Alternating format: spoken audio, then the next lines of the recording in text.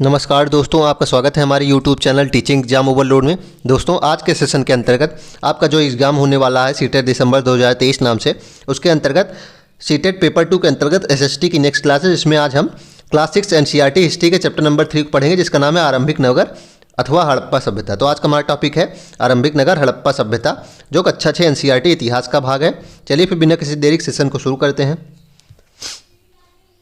इसमें हमारा पहला पॉइंट है हड़प्पा कहानी। अक्सर पुरानी इमारतें अपनी कहानी बताती हैं। लगभग 150 साल पहले जब पंजाब में पहली बार रेलवे लाइन बिछाई जा रही थी, तो इस काम में जुटे इंजीनियरों को अचानक हड़प्पा पुरस्थल मिला, जो आधुनिक पाकिस्तान में है। तो पहला बिंदु इंपॉर्टेंट क्या हो जाता है कि हड़प्पा पुरस्थल पाकिस्तान में है। उसके बाद लगभग 80 साल पहले पुरातत्वविदों ने इस स्थल को ढूंढा और तब पता चला कि यह खंडहर उपमहाद्वीप के सबसे पुराने शहरों में से एक है। तो उसके बाद जब पुरातत्वविदों ने इस स्थल को खोजा ना, तो तब पता चला कि यह जो स्थल है वह भारतीय उपमहाद्वीप का सबसे पुराने शहरों में से एक है। चूँकि इस नगर की खोज सबसे पहले हुई थी, चूँकि हड़प्पा शहर की खोज सबसे पहले हुई थी, इसलिए उसके बाद जितने भी शहर मिले उसे हड़प्पा सभ्यता का नाम दिया गया। तो इसमें यही बताया गया है, क्योंकि इस नगर की खोज सबसे पहले हुई थी, इसलिए बाद मिलने वाले इस तरह के सभी पुरस्थलों में हड़प्पा सभ्यता कहा गया। इन शहरों का निर्माण लगभग 4700 साल पहले हुआ था। यह लाइन बहुत इंपॉर्टेंट है, इसको नोट कर लीजिएगा, हूबहू पेपर में पूछ सकते हैं कि जो हड़प्पा सभ्यता के शहर थे उनका निर्माण लगभग 4700 साल पहले हुआ था। चलिए अब देखते हैं इन नगरों की विशेषताएं क्या थी। इन नगरों में कई को दो भागों में या उससे ज़्यादा हिस्सों में विभाजित किया गया था। तो इन नगरों में से कई को 2 या उससे ज़्यादा हिस्सों में विभाजित किया गया था। प्रायः पश्चिमी भाग छोटा था लेकिन ऊंचाई पर बना होता था। ध्यान रखिएगा, जो ये नगर थे उन्हें प्रायः 2 भागों में विभाजित किया गया था। एकमात्र नगर धौलावीरा है जो 3 भागों में विभाजित था। ध्यान रखिएगा, एकमात्र नगर धौलावीरा जो 3 भागों में विभाजित था, बाकी सब 2 भागों में विभाजित थे, पश्चिमी और पूर्वी। पश्चिमी भाग छोटा होता था लेकिन ऊंचाई पर होता था, और पूर्वी हिस्सा बड़ा था लेकिन निचले इलाकों में था। ऊंचाई वाले भाग को पुरातत्वविदों ने नगर दुर्ग कहा है और निचले हिस्से को निचला नगर कहा है। दोनों हिस्सों की 4 दीवारी पकी ईंटों से बनी होती थी। इसकी ईंटें इतनी अच्छी पकी थी कि हजारों साल बाद आज तक उनकी दीवारें खड़ी रही। ध्यान रखिएगा, ईंटों की क्वालिटी इतनी उत्कृष्ट थी कि दीवारें आज भी मजबूत हैं। दीवारें बनाने के बाद ईंटों की चिनाई की जाती थी। कुछ नगरों के नगर दुर्ग में कुछ खास इमारतें हैं, जैसे कि मोहनजोदाड़ो में महान स्नानागार अथवा खास तालाब बनाया गया था, जिसे महान स्नानागार कहा गया। इस तालाब को बनाने में ईंट और प्लास्टर का इस्तेमाल किया गया था, और इसमें पानी का रिसाव रोकने के लिए प्लास्टर के ऊपर चारकोल की परत चढ़ाई गई थी। बहुत इंपॉर्टेंट पॉइंट है कि मोहनजोदाड़ो में महान स्नानागार है और उसकी परत पानी का रिसाव रोकने के लिए प्लास्टर के ऊपर चारकोल की परत चढ़ाई गई थी। आगे है कालीबंगा और लोथल जैसे अन्य नगरों में अग्निकुंड मिले हैं, जहाँ संभवतः यज्ञ होते थे। कालीबंगा और लोथल गुजरात में है। कालीबंगा कहाँ है? राजस्थान में, और लोथल गुजरात में है। इन नगरों में अग्निकुंड मिले हैं जहाँ संभवतः यज्ञ किए जाते थे। हड़प्पा, मोहनजोदाड़ो और लोथल जैसे कुछ नगरों में बड़े बड़े भंडारगृह भी मिले हैं। मिले हैं। ये नगर आधुनिक पाकिस्तान के पंजाब और सिंध प्रांत, भारत के गुजरात, राजस्थान, हरियाणा और पंजाब प्रांतों में मिले हैं। ध्यान रखिएगा, ये जो नगर हैं पाकिस्तान के पंजाब, सिंध, भारत के गुजरात, राजस्थान, हरियाणा और पंजाब प्रांत में मिले हैं। इन सभी स्थलों से पुरातत्वविदों को अनोखी वस्तुएं मिली हैं। इन सभी स्थलों से जो पुरातत्ववेत्ता थे उन्हें अनोखी वस्तुएं मिली है, जैसे मिट्टी के लाल बर्तन जिन पर काले रंग के चित्र बने थे। ध्यान रखिएगा, मिट्टी लाल बर्तन के थे लेकिन चित्र उन पर काले रंग के बने थे। पत्थर के बाट मिले हैं, मुहरे मिले हैं, मनके मिले हैं, और तांबे के उपकरण मिले हैं, और पत्थर के लंबे ब्लेड भी मिले हैं। ध्यान रखिएगा। भवन, नाले और सड़कें कैसे थी? सिंधु सभ्यता अथवा हड़प्पा सभ्यता के भवन, नाले और सड़कें कैसी थी? इन नगरों के घर आमतौर पर 1 या 2 मंजिले होते थे। इन नगरों के जो घर होते थे वह आमतौर पर 1 मंजिले होते थे, कुछ घर 2 मंजिले भी होते थे। घर के आंगन के चारों ओर कमरे बनाए गए थे। ध्यान रखिएगा, चारों ओर घर होता था और बीच में आंगन होते थे। अधिकांश घरों में एक अलग स्नानगार होता था। हर घरों में लगभग एक स्नानागार अलग से होता था, और कुछ घरों में कुएँ भी पाए गए थे।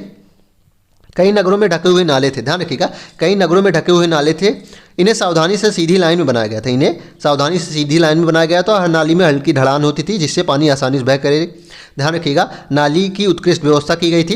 इन्हें सावधानी से सीधी लाइन में बनाया गया था, और घर की जो नालियाँ होती थी उनको सड़कों से जोड़ दिया जाता था और उसके बाद बड़े नालों में जोड़ दिया जाता था। यही लिखा गया है कि अक्सर घरों की नालियों को सड़कों से और सड़कों की नालियों को बड़े नालों से जोड़ दिया जाता था। नालों के ढके होने के कारण इनमें जगह जगह पर मेन होल बनाए गए थे ताकि इनकी साफ सफाई की जा सके। ध्यान रखिएगा, चूँकि नालियाँ ढकी होती थी इसलिए जगह जगह पर मेन होल बनाए गए थे ताकि ये नालियों को साफ किया जा सके। चलिए आगे देखते हैं। नगरीय जीवन, यहाँ पर ऐसे लोग रहते होंगे जो नगर के खास इमारतें बनाने की योजना में जुटे रहते थे। ये संभवतः यहाँ के शासक थे। इन नगरों में लिपिक भी होते थे, ध्यान रखिएगा, इन नगरों पे लिपिक भी होते थे जो मुहरों पर तो लिखते ही थे और शायद अन्य चीज़ों पर भी लिखते होंगे। तो लिपिक कौन होते थे? जो मुहरों पर लिखाई करते थे वे लिपिक हुए होते थे, ध्यान रखिएगा। इसके अलावा नगर में शिल्पकार स्त्री पुरुष भी रहते थे जो अपने घरों या किसी उद्योग स्थल पर तरह तरह की चीज़ें बनाते थे, ध्यान रखिएगा। इसके अलावा शिल्पकार भी होते थे जो स्त्री और पुरुष दोनों होते थे और वह तरह तरह की उद्योग स्थल पर चीज़ें बनाते थे। ये देखिए, ये सड़कें और नालियों के चित्र हैं और इसके बाद कौन सा चित्र है? इसके बाद कुआं, ये कुआं का चित्र, ध्यान रखिएगा। ये हड़प्पा सभ्यता के कुआं का चित्र है, देख लेते हैं आगे। सबसे ऊपर मोहनजोदाड़ो की एक सड़क और उसमें बना नाला है और बाईं ओर नीचे हड़प्पा की ओर कुआं है। आगे है नगर और नए शिल्प। आगे का टॉपिक है नगर और नए शिल्प। हड़प्पा सभ्यता के लोग पत्थर की मोहरें बनाते थे। हड़प्पा सभ्यता के लोग पत्थर की मोहरें बनाते थे। इन्हें आयताकार मोहरों पर सामान्यतः जानवर के चित्र मिलते थे, ध्यान रखिएगा। हड़प्पा सभ्यता के लोग मोहरें पत्थर की बनाते थे, आयताकार होता था इनका आकार और चित्र जो इन पर बना होता था जानवर का बना होता था। हड़प्पा सभ्यता के लोग काले रंग से डिजाइन किए हुए खूबसूरत लाल मिट्टी के बर्तन बनाते थे। तो मैंने पहले ही बताया कि हड़प्पा सभ्यता के लोग लाल रंग के बर्तन बनाते थे जिन पे काले रंग की डिजाइन होती थी और इनकी मोहरें पत्थर की होती थी, आयताकार होती थी और इन पे जानवर का चित्र होता था। संभवतः 7,000 साल पहले मेहरगढ़ में कपास की खेती होती थी, ध्यान रखिएगा। संभवतः 7,000 साल पहले मेहरगढ़ पाकिस्तान में कपास की खेती होती थी, ऐसा माना गया है। मोहनजोदाड़ो से कपड़े के टुकड़े के अवशेष, चांदी का एक फूलदान के ढक्कन तथा कुछ अन्य तांबों की वस्तुओं से चिपके हुए मिले, ध्यान रखिएगा। कपड़े के टुकड़े के अवशेष कहाँ कहाँ मिले हैं? चांदी के एक फूलदान के ढक्कन में तथा कुछ अन्य तांबे की वस्तुओं से चिपके हुए मिले हैं और यह बताता है कि मोहनजोदाड़ो में कपास की खेती होती थी। पकी ईंटें तथा फ्रेंच से बनी तकलियाँ सूत कताई का संकेत देती हैं। पकी मिट्टी मिली है और फ्रेंच मिले हैं। फ्रेंच अभी आगे पढ़ेंगे क्या होती थी। इनसे बनी तकलियाँ सूत कताई की संकेत देती थी। इनसे बनी है तकलियाँ जो सूत कताई का संकेत देती कि मोहनजोदाड़ो में भी कपास की खेती होती थी। चलिए आगे देखते हैं। देख लीजिए, मोहनजोदाड़ो से मिली एक पुरोहित की मूर्ति है ये। अब फ्रेंच देखते हैं। अभी आया था ना फ्रेंच, फ्रेंच होता क्या था? पत्थर और शंख प्राकृतिक तौर पर पाए जाते हैं लेकिन फ्रेंच को कृत्रिम रूप से तैयार किया जाता था। पत्थर और शंख जो है वह प्राकृतिक रूप से पाए जाते हैं लेकिन जो फ्रेंच होता है इन्हें कृत्रिम रूप से तैयार किया जाता है। बालू या स्फटिक पत्थरों के चूर्ण को गोंद में मिलाकर उनमें वस्तुएं बनाई जाती हैं। बालू और स्फटिक पत्थर को चूर्ण को मिला दिया जाता है और उनसे वस्तुएं बनाई जाती हैं। उसके बाद उन वस्तुओं पर एक चिकनी परत चढ़ाई जाती है। उसके बाद क्या किया जाता है? उन वस्तुओं पर एक चिकनी परत चढ़ाई जाती है। इस चिकनी परत के रंग प्रायः नीले या हल्के समुद्री हरे रंग के होते थे। फ्रेंच से मनके, चूड़ियाँ, बाले और छोटे बर्तन बनाए जाते थे। फ्रेंच से क्या क्या बनाए जाते थे? मनके, चूड़ियाँ, बाले और छोटे बर्तन बनाए जाते थे। इंपॉर्टेंट है, फ्रेंच होते क्या थे? फ्रेंच कृत्रिम रूप से तैयार किया जाता था। बालू या स्फटिक पत्थर के चूर्ण को गोंद में मिलाकर इन्हें तैयार किया जाता था और इनसे वस्तुएं बनाई जाती थी। उसके बाद इन वस्तुओं पर एक चिकनी परत चढ़ाई जाती थी। इस चिकनी परत के रंग प्रायः नीले और हल्के रंग के समुद्री हरे होते थे और इनसे मनके, चूड़ियाँ, बाले और छोटे बर्तन बनाए जाते थे। देख लीजिए, ये फ्रेंच का चित्र है। यह कृत्रिम रूप से तैयार किया गया है और उसका चित्र देख लीजिए, नीला या फिर हल्का समुद्री हरा है। चलिए आगे देखते हैं। अब बहुत इंपॉर्टेंट टॉपिक है, मोस्ट इंपॉर्टेंट, इस चैप्टर में मोस्ट इंपॉर्टेंट टॉपिक है, देख लीजिए। चलिए अब इसको देख लेते हैं, मोस्ट इंपॉर्टेंट टॉपिक। हड़प्पा के लोग तांबे का आयात संभवतः आज के राजस्थान से करते थे। ध्यान रखिएगा, हड़प्पा के लोग तांबे का आयात संभवतः आज के राजस्थान से करते थे। यहाँ तक कि पश्चिम एशियाई देश ओमान से भी तांबे का आयात किया जाता था। तांबे का आयात कहाँ से होता था? राजस्थान और ओमान से होता था। इसको ध्यान रखिएगा, राजस्थान और ओमान से तांबे का आयात होता था। कांसा बनाने के लिए तांबे के साथ मिलाई जाने वाली धातु टिन का आयात आधुनिक ईरान और अफगानिस्तान से किया जाता था। तो टिन का आयात कहाँ से करते थे? आधुनिक ईरान और अफगानिस्तान से करते थे और उससे कांसा बनाया जाता था। सोने का आयात कर्नाटक से किया जाता था और बहुमूल्य पत्थर का आयात गुजरात, ईरान और अफगानिस्तान से किया जाता था। बहुत इंपॉर्टेंट टॉपिक है, फिर से देख लेते हैं कि तांबे का आयात कहाँ से होता था? राजस्थान और ओमान से होता था। कांसा बनाने के लिए तांबे का साथ जो धातु मिलाई जाती है टिन, उसका आयात कहाँ से होता था? आधुनिक ईरान और अफगानिस्तान से। सोने का आयात कर्नाटक से होता था। बहुमूल्य पत्थर गुजरात से आते थे, ईरान से आते थे और कुछ अफगानिस्तान से आते थे। बहुत इंपॉर्टेंट है, इसको नोट कर लीजिए। चलिए आगे देखते हैं। गुजरात में हड़प्पा कालीन नगर का सूक्ष्म निरीक्षण। तो गुजरात का जो हड़प्पा कालीन नगर है उसका सूक्ष्म निरीक्षण देखते हैं। कच्छ के इलाके में खदिर बेद के किनारे धौलावीरा नगर बसा था। ध्यान रखिएगा, धौलावीरा नगर कहाँ है? गुजरात में है। मैं अभी बताऊंगा। अभी इसके बारे में एक खास बात यह है कि सभी नगर दो भागों में बटे थे, पश्चिमी और पूर्वी। मैंने ऊपर पढ़ाया ही, लेकिन धौलावीरा नगर 3 भागों में बटा था, पश्चिमी, मध्य और पूर्वी।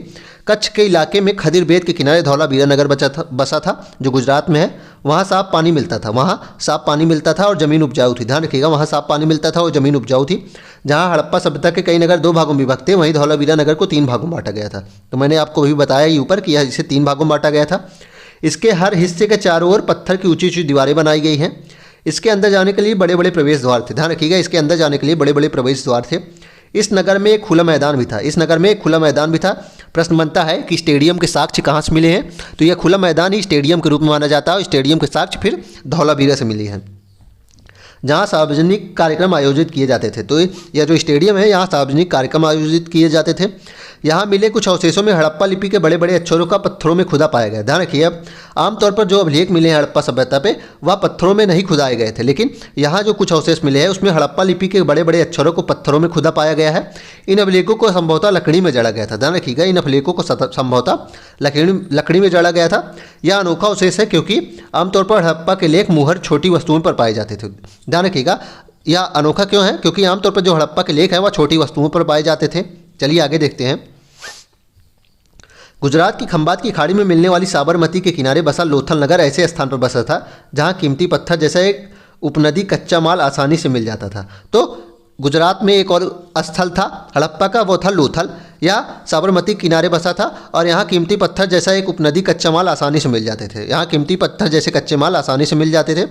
यह पत्थरों, शंखों और धातुओं से बनाई गई चीज़ों का एक महत्वपूर्ण केंद्र था। ध्यान रखिएगा, यह पत्थरों, शंखों और धातुओं से बनाई गई चीज़ों का एक महत्वपूर्ण केंद्र था। इस नगर में एक भंडारगृह भी था। इस नगर में एक भंडारगृह भी था, बहुत इंपॉर्टेंट है। इस नगर में एक भंडारगृह भी था। इस भंडारगृह में कई मुहरे और मुद्रांकन अथवा मोहरबंदी क्या होती है अभी आगे पढ़ेंगे, लेकिन एक बार शॉर्ट में लिखा ही गया है कि गीली मिट्टी पर दबाने से बनी उनकी छाप जो होती थी उसे मोहरबंदी कहते थे। तो इस भंडारगृह में जो है, यहाँ भंडारगृह जो मिला है लोथल में, वहाँ कई मुहरे और मुद्रांकन या मोहरबंदी भी मिले हैं। चलिए आगे देखते हैं। मुहरबंदी, मुद्रांकन या मुद्रा क्या थी, चलिए देखते हैं। मुहर या मुद्रांकन और मुहरबंदी क्या थी। मुहरों का प्रयोग सामान से भरे उन डब्बों या थैलों को चिन्हित करने के लिए किया जाता था जिन्हें एक जगह से दूसरी जगह पर भेजा जाता था। थैले को बंद करने के बाद उनके महानों पर गीली मिट्टी पोत कर उन्हें मोहर लगाई जाती थी। ध्यान रखिएगा, जब थैले को बंद कर दिया जाता था फिर उनके मुहानों पर गीली मिट्टी पोत कर उन पर मुहर लगाई जाती थी और मुहर का छाप को मुहरबंदी कहते थे।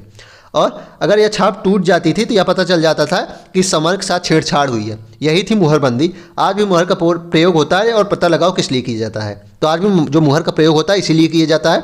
इसमें क्या होता था कि जब किसी भी सामान को ले जाया जाता था एक स्थान से दूसरे स्थान, तो थैले को बंद करके उनके मुहानों पर गीली मिट्टी लगाकर उन पर मुहर लगाई जाती थी और मुहर को छाप को मुहरबंदी कहते थे। और अगर यह छाप टूटी मिलती थी तो इससे पता चल जाता था कि लोगों ने इस सामान के साथ छेड़छाड़ की है। तो यही थी मुहरबंदी। देख लीजिए, ये मुहरबंदी लगी है। ये देखिए मिट्टी पर ये मुहरबंदी के निशान है। अगर ये टूटे मिलते थे, अगर इसको कोई छुएगा तो मिट्टी टूट जाती थी, मिट्टी क्योंकि टूट ही जाएगी, तो इसके पता चल जाता था कि सामान के साथ छेड़छाड़ हुई है। अब देखते हैं सभ्यता के अंत का रहस्य क्या है। सभ्यता के अंत का रहस्य लगभग 3900 साल पहले एक बड़ा बदलाव देखने को मिलता है। अचानक लोगों ने इन नगरों को छोड़ दिया। लेखन, मुहर और बाटों का प्रयोग बंद हो गया। दूर दूर से कच्चे माल का आयात काफ़ी कम हो गया था। मोहनजोदाड़ो में सड़कों पर कचड़े के ढेर बनने लगे। जल निकास प्रणाली नष्ट हो गई। सड़कों पर ही झुग्गी घर बनाए जाने लगे। तो क्या क्या बदलाव होने लगा 3900 साल पहले। अचानक लोगों ने इस शहर को छोड़ना प्रारंभ कर दिया। लेखन, मुहरे और बाटों का प्रयोग बंद हो गया था। कच्चे माल का आयात काफ़ी कम हो गया था। सड़कों पर कचरे मिलने लगे थे। जल निकास प्रणाली नष्ट हो गई थी। जो नालियों का उत्कृष्ट प्रबंध था वह नष्ट हो गई थी और सड़कों पर ही घर बनने लगे थे। ऐसा क्यों हुआ कुछ पता नहीं। कुछ विद्वानों का कहना है ऐसा क्यों हुआ किसी को कुछ पता नहीं है। कुछ विद्वानों का मानना है कि नदियाँ सूख गई थी। अन्य का कहना है कि जंगलों का विनाश हो गया था और इसका कारण यह हो सकता है कि ईंटें पकाने के लिए ईंधन की जरूरत पड़ती थी। इसके अलावा मवेशियों के बड़े बड़े झुंडों से चारागाह और घास के वाले मैदान भी समाप्त हो गए होंगे। कुछ इलाकों में बाढ़ भी आ गई थी। लेकिन इन कारणों से यह नहीं स्पष्ट होता कि सभी नगरों का अंत कैसे हुआ होगा, क्योंकि बाढ़ और नदियों के सूखने का असर कुछ ही इलाकों में हुआ था। ध्यान रखिएगा, बाढ़ और नदियों के सूखने का असर कुछ ही इलाकों में हुआ था, इसलिए यह नहीं पता लगा सकते कि इन सभ्यता का अंत किस प्रकार हुआ था। लेकिन सबका अपना अपना मानना है कि कोई मानता है जंगलों का विनाश हो गया था। ईंट पकाने के लिए मवेशियों के बड़े बड़े झुंडों से चारागाह और घास वाले मैदान समाप्त हो गए होंगे, ऐसा भी माना जाता है। कुछ इलाकों में बाढ़ आ गई थी और कुछ में सूखा हो गया था, ऐसा भी मानना है, लेकिन इसका कोई स्पष्ट प्रमाण नहीं मिलता है। ऐसा लगता है कि शासकों का नियंत्रण समाप्त हो गया। जो भी हुआ हो, परिवर्तन का असर बिल्कुल साफ दिखाई देता है। आधुनिक पाकिस्तान के सिंध और पंजाब की बस्तियां उजड़ गई थी। ध्यान रखिएगा, आधुनिक पाकिस्तान के सिंध और पंजाब क्षेत्र की बस्तियां उस समय उजड़ गई थी। कई लोग पूर्व और दक्षिण के इलाकों में नई और छोटी बस्तियों में जाकर बस गए। तो यही था। चलिए अब देख लेते हैं कुछ महत्वपूर्ण तिथियाँ। बहुत इंपॉर्टेंट है, महत्वपूर्ण तिथि मैं हर बार लगा देता हूँ क्योंकि पेपर में हुबहू पूछे जाते हैं। मेहरगढ़ में कपास की खेती के साक्ष्य लगभग 7000 साल पहले मिले हैं। नगरों का आरंभ अर्थात सिंधु घाटी सभ्यता का आरंभ अथवा हड़प्पा सभ्यता का आरंभ 4700 साल पहले हुआ है। हड़प्पा के नगरों का अंत कब हुआ? लगभग 3900 साल पहले, लगभग 3900 साल पहले। और अन्य नगरों का विकास लगभग 2500 साल पहले होगा। इसको अभी आगे पढ़ेंगे। चलिए अब इसका क्विक रिविजन देख लेते हैं हम।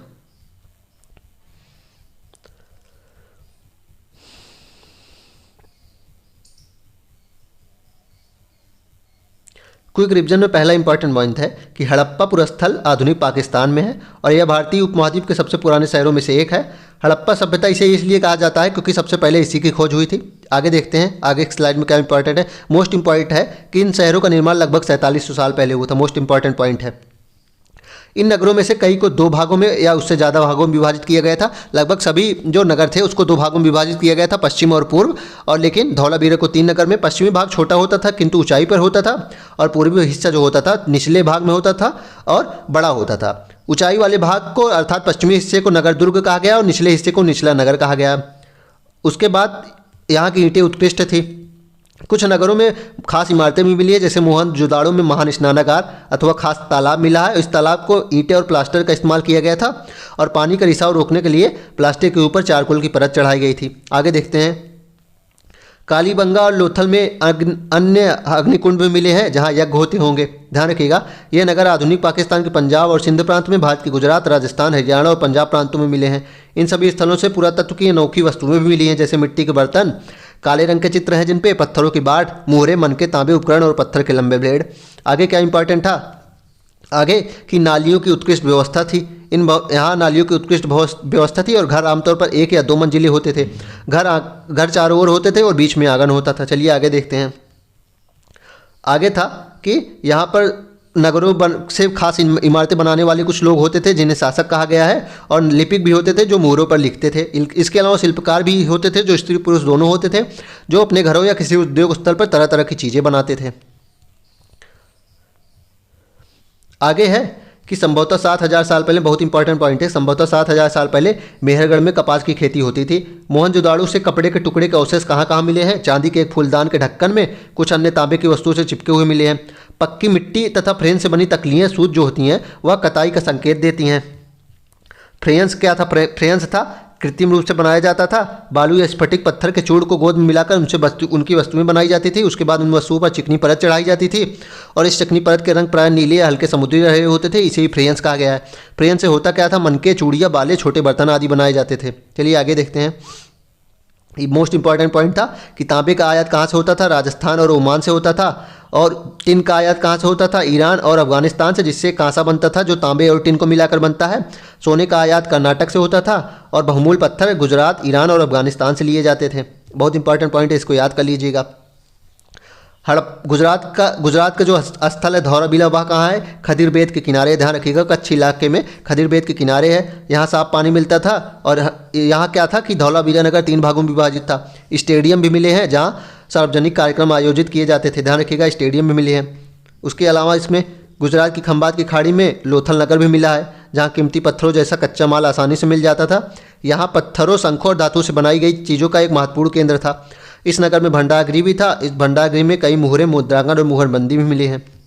मुहरबंदी क्या होता था? मुहरबंदी होता था थैले को बंद करने के बाद उनके मुहानों पर गीली मिट्टी पोत दी जाती थी, इसे उन पर मुहर लगाई जाती थी उसके बाद, और इस मुहर की छाप को मुहरबंदी कहते थे। अगर यह छाप टूट जाती थी तो यह पता चल जाता था कि सामान के साथ कुछ छेड़छाड़ हुई है।